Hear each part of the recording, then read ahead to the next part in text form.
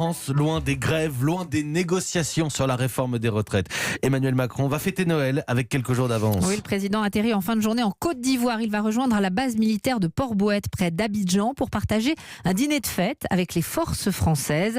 L'occasion de soutenir les armées durement touchées au Sahel le mois dernier. Jean-Rémy Baudot est l'envoyé spécial d'Europe 1 en Côte d'Ivoire. Avant le grand dîner organisé par l'Élysée sur la base française d'Abidjan, ils seront une dizaine autour du président ce soir.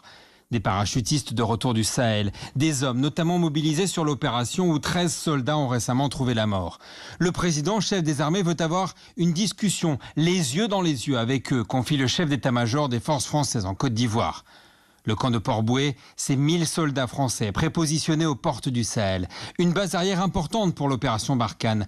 Plusieurs fois par an, des convois partent d'ici pour ravitailler en armes et en vivres les positions françaises de Gao à Niamey. 4 à 5 semaines de route dans le désert, éprouvantes pour les hommes. C'est à cet engagement contre le terrorisme que le président Macron va rendre hommage. Des hommes et des femmes loin de leur famille, même pendant les fêtes. L'Élysée a donc affrété 5 tonnes de nourriture et de boissons. Le chef Gomez, cuisinier personnel du président, sera en cuisine. C'est un événement qui n'arrive qu'une fois dans la vie d'un soldat, se réjouit un gradé. Pour Emmanuel Macron, c'est surtout une parenthèse africaine avant Noël, dans un contexte de grève. Et on en parle. Abidjan, Jean-Rémy Baudot, Europe 1. Et on en parle avec mon invité inattendu dans quelques petites minutes. Comment